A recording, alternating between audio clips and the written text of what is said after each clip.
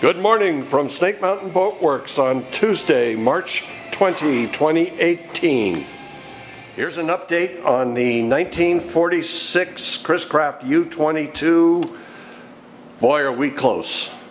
I was gone on vacation for 9 days, and during that time, RJ and John applied coats 14, 15, 16.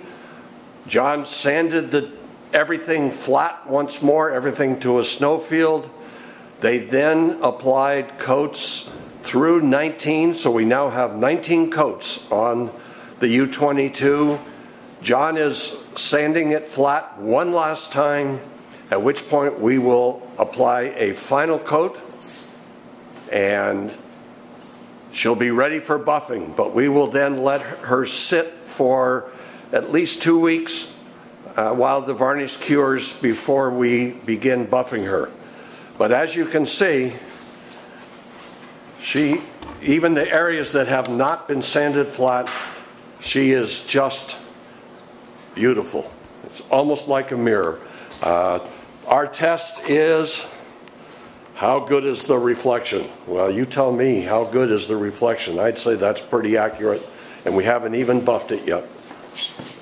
So we'll let John be the image. I'd say we have a pretty good mirror all the way along the top sides and the transoms. Also, while I was gone, John and RJ did a lot of work on the ceiling planks, and we'll go into the other part of the shop and take it. I'll let John run us through what we call body work that had to be done on these planks and where we are. My understanding is that while I was gone, they were varnished with multiple coats of Pettit Hi-Build Varnish and sanded in between, and I think we're at 8 coats now, John? 8 coats right now, so we'll do 3 more and I'll sand them again.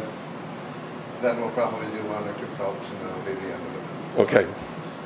But what I did is, after we stripped all these ceiling boards because they had quite a bit of damage, scratches, imperfections, I went through and I fixed all the screw holes that needed to be fixed because some of them were too deep, some of them were just broke out around them from previous times that they've been on and off, and the varnish was failing.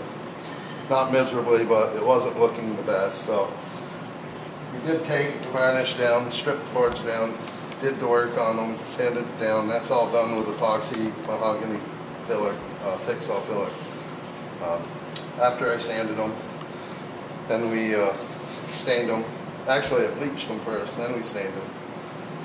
Then CPES them. Then we started putting the varnish on them, and like Mike said, we've been through 8 coats of varnish now. I've sanded them, actually scuffed them by hand once, and then I flattened them out the best I could this time. And it should get a little flatter on the next sanding, and the reason I'm flattening them out is just to get that shine up. No, we're getting there, and they're looking really, really nice right now. And as you can see, we have quite a sea of planks. And we're using the Pettit Hi-Build Varnish here. For one reason, it builds film thickness much more quickly than the Interlux Perfection.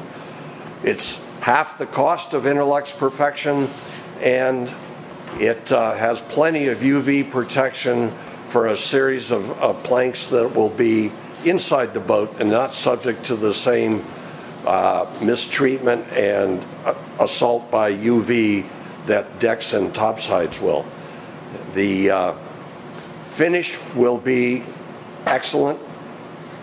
We just will not go to the point of trying to buff all of these ceiling planks. It just makes no sense.